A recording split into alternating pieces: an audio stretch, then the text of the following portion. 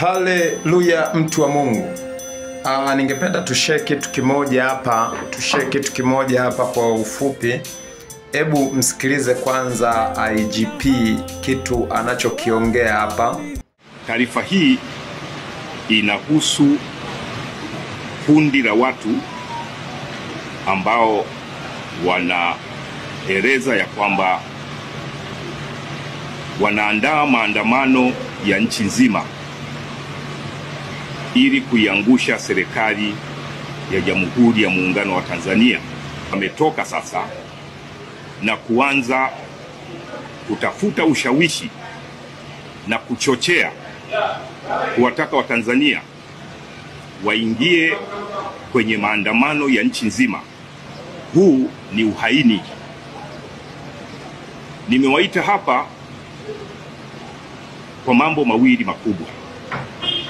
Jambo la kwanza ni kuwahakikishia watu hawa, kwanza wakome kabisa na wasitishe matamshi yao hayo ya kichochezi. Lakini jambo la pili ni wataarifu tu kwamba watachukuliwa hatua za kisheria. Uchochezi wanaofanya, uhaini wanaoplani, wote ni makosa ya jinai. Jeshi la polisi halitakaa kimya na kuwavumilia. Hatukubaliani na aina yoyote ya uhalifu wowote ule. Tulitegemea kama kuna malengo ya kisiasa basi yaende kwenye hoja za kisiasa, lakini yasitoke kule yakarudi kwenye matendo yoyote ambayo ni ya kihalifu. Hivi tunavyoongea ziko hatua zinaendelea kuchukuliwa. Hili ni jambo halivumiliki. Katika mambo ambayo hayavumiliki na hayatakaa yavumilike ni aina hii ya uchochezi. Hatua waliofika ni hatua mbaya sana. Basi mtu wa Mungu, nadhani ya kwamba umemsikia vema IGP kwa mambo ambayo amekuwa akiyazungumzia hapa, akiyazungumzia ya kwamba wamejipanga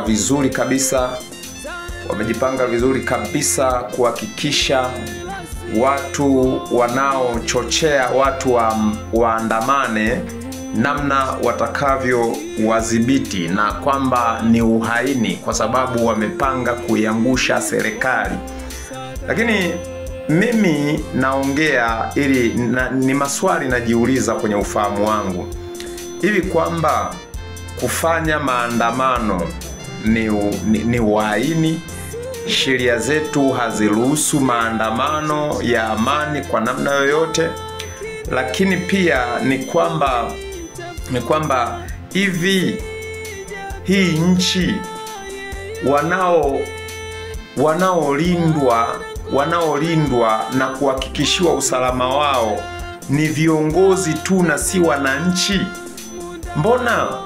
Mbona kila jambo wanalofanya wananchi ni baya, lakini kila baya wanalofanya viongozi juu ya wananchi linabarikiwa, linakuwa jema na linabarikiwa kwa mikono yote, na vyombo vyote vya ulinzi huwa havizungumzi chochote juu ya mabaya hayo ambayo tunaona kabisa kwamba serikali inalalamikiwa na wananchi. Mbona hatua hawazichukulii kwa wale viongozi wanaolalamikiwa na wananchi? Hatua zinachukuliwa tu kwa wananchi wanaolalamika.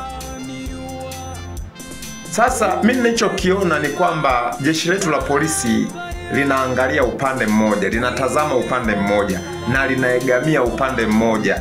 Halitaki kusikia vilio vya wananchi ni nini, bali lenyewe linaangalia malalamiko ya viongozi ni nini.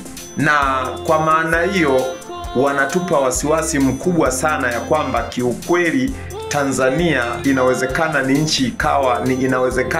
ikawa ni nchi ambayo haina jeshi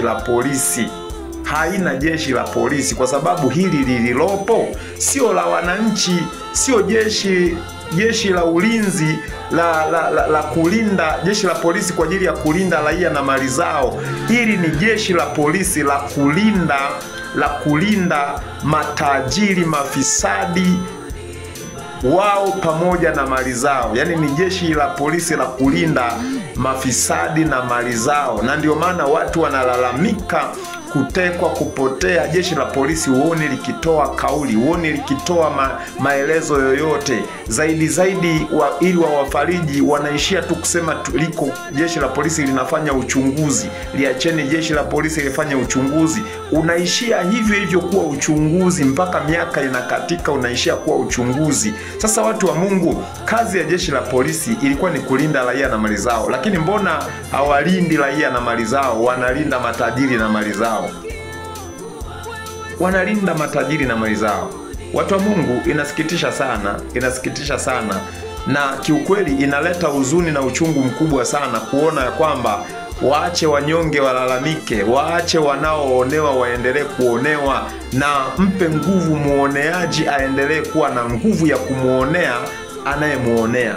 Inasikitisha sana.